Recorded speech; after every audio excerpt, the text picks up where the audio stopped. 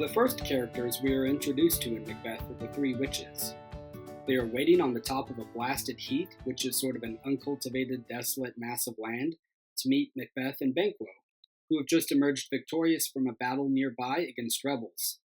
The two warriors are on their way back to greet Duncan, the King of Scotland, when they meet the witches. They hail Macbeth by three titles, as the Thane of Glamis, the Thane of Cawdor, and as the King.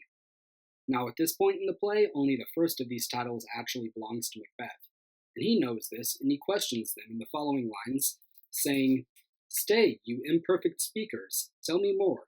By Sinel's death I know I am Thane of Glamis, but how of Cawdor?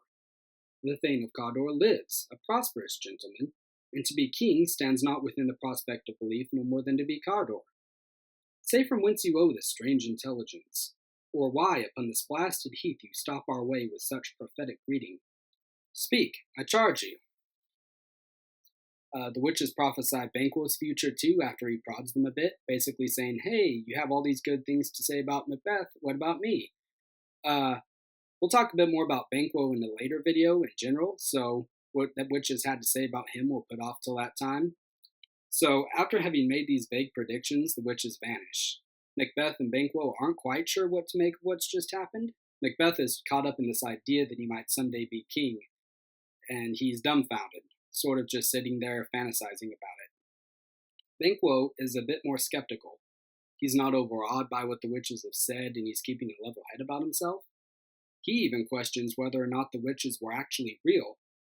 He says, "Were such things here as we do speak about? Or have we eaten on the insane root that takes the reason prisoner?" Throughout the play, there is an otherworldliness, or a dreamlike quality about the witches, and at points we, the audience, are even made to question whether or not the witches are actually there, or if they're just a figment of Macbeth's mind. We tend to call them witches when we talk about the play, but usually, almost always within the play itself, they aren't called witches, they're called the Weird Sisters. Now, there's a little bit of a play on words taking place here. They're certainly weird in the sense that they speak in mysteries, and their appearances themselves are also sort of a mystery. But when spoken, the word weird is indistinguishable from weird. Weird is an Old English word that means fate. So in this sense, they are the Fate Sisters. What Shakespeare is doing here is making an allusion to Greek mythology, which is something that he does quite often. Shakespeare grew up reading the classics, which is to say the writings of Greek and Roman authors, and almost all of his plays contain some allusion to Greek and Roman characters. In Greek mythology, the Fates were three sisters who spun and cut the thread of a man's life. They're perhaps well known from the Disney animated film Hercules, and their depiction in that movie is oddly similar to that depiction which Shakespeare evokes in the play. We get the impression that these are not beautiful women. At one point during the encounter, Banquo describes them like this. He says, "You should be women, and yet your beards forbid me to interpret that you are so."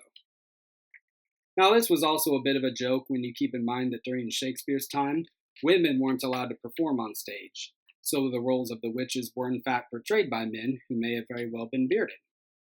But it also serves to illustrate that these three sisters were androgynous in their hideousness, just like the cartoon characters from the Disney movie. The mythology of the Fates is very old. They first show up in Greek literature in the writings of a poet named Hesiod, who lived during the latter half of the 8th century BC, roughly around the same time as Homer, who wrote the Iliad and the Odyssey, which are rather more famous poems than Hesiod's. In Hesiod's poem Theogony, or A Genealogy of the Gods, he describes where the Fates come from and what they do. She, meaning night itself, also bore the ruthless Caries and the Morai. The Morai were another word for the Fates. Clotho, Lachesis, and Atropos, who when men are born give them their share of things good and bad. They watch for the transgressions of men and gods, and the dreadful anger of these goddesses never abates until wrongdoers are punished with harshness. Yet this idea was so powerful that it even transcended mythology into philosophy. The famous Greek philosopher Plato talked quite a bit about the Fates in his work The Republic. So in Macbeth, the Weird Sisters are seen by the characters in the play as being all-knowing, seeing future events before they happen, and controlling the future by what they prophesy. But while this parallel between the witches and the fates clearly exists, there's another parallel that can be drawn with another group of creatures from Greek mythology, and those are the Muses. And in a sense, to call the witches Muses is perhaps more accurate.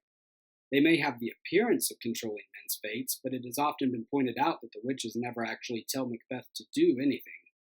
They give him little hints of what the future may be like, a future that one gets the sense he has already imagined and daydreamed about, and leave the rest up to him. They never tell him to kill Duncan or to do any of the other horrible things he ends up doing. Their words merely inspire him to action, and this is where the notion of the Muses comes in. In Greek mythology, the Muses were 9 goddesses who ruled over the 9 different types of art and who inspired artists to do their work. Most of the famous epic poems begin with an invocation to a particular muse, almost as a way of asking a sort of blessing on the poem. We find this in Homer's Iliad and Odyssey, in the great Roman epic The Aeneid, and closer to Shakespeare's time in Paradise Lost by John Milton. The witches serve a similar function for Macbeth, only he's not inspired to write epic poetry, but to commit crimes. I mentioned earlier that some people in the past have questioned whether or not the witches are meant to be seen as real characters or as figments of Macbeth's imagination. If they are figments, then the parallel between themselves and the Muses is even stronger. In that case, all 3 of them can be imagined as sort of evil devils on his shoulder, prodding him along. And this certainly wouldn't be the only time in the play that Macbeth sees things that aren't actually there. Macbeth has an overactive imagination throughout. Look at the key words in the speech he gives right after the witches leave. He says, "This supernatural soliciting cannot be ill, cannot be good. If ill, why hath it given me earnest of success, commencing in a truth? I am Thane of Cawdor. If good, why do I yield to that suggestion, whose horrid image doth unfix my hair, and make my seated heart knock at my ribs against the use of nature? Present fears are less than horrible imaginings. My thought, whose murder is yet but fantastical, shakes so my single state of man that function is smothered in surmise, and nothing is but what is not." It's apparent from the language here that at this point he's drowning in fantasy, basically, and it's a fantasy that will very soon turn horrible.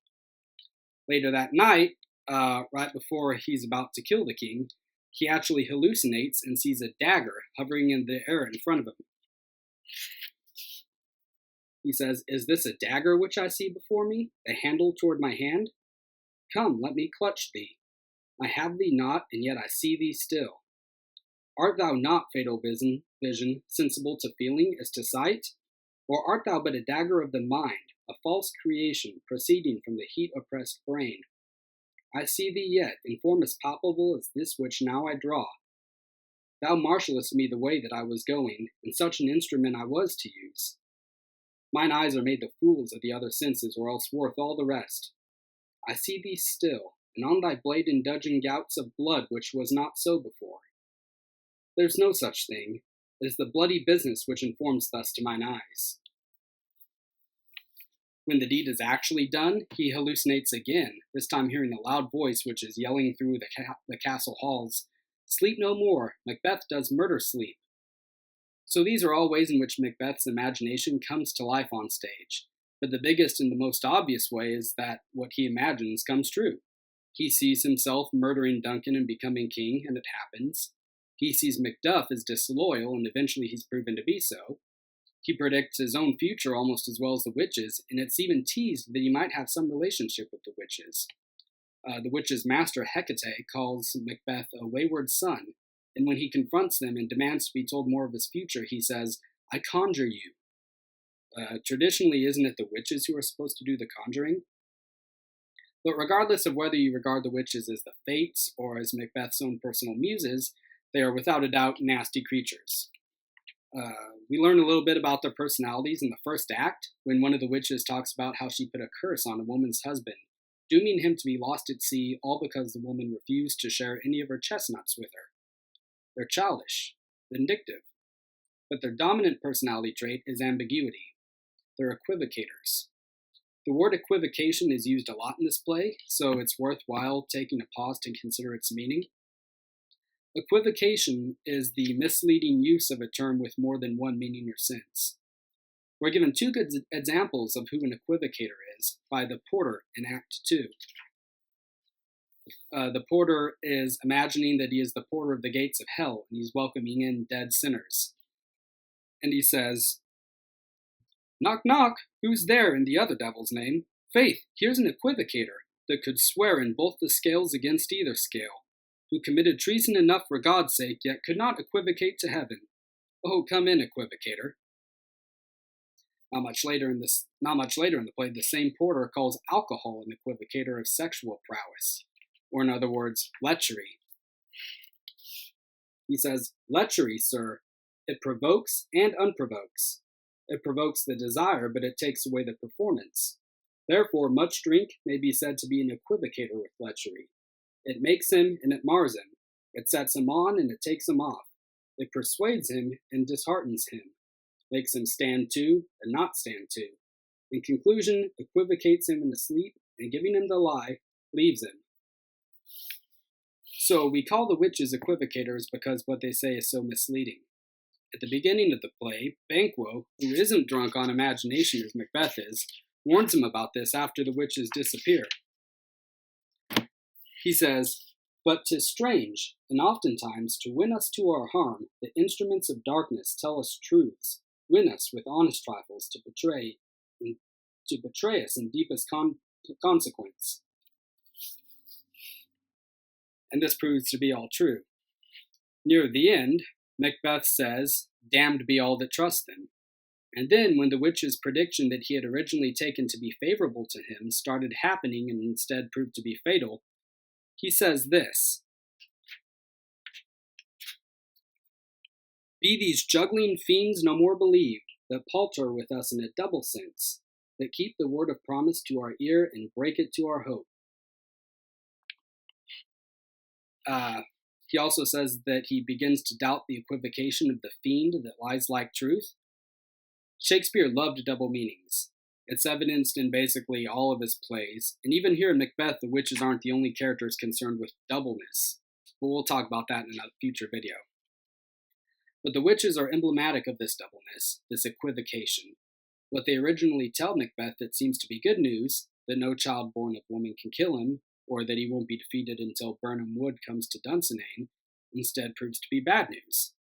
And if you're paying attention when you read the very first scene of the play, you shouldn't be surprised by any of this. The witches say, "Fair is foul and foul is fair." The good news turns out to be the bad news, vice versa. Macbeth, who originally seems loyal to Duncan, turns out to be his murderer. Fair is foul and foul is fair throughout the play. One might even consider that line the subtitle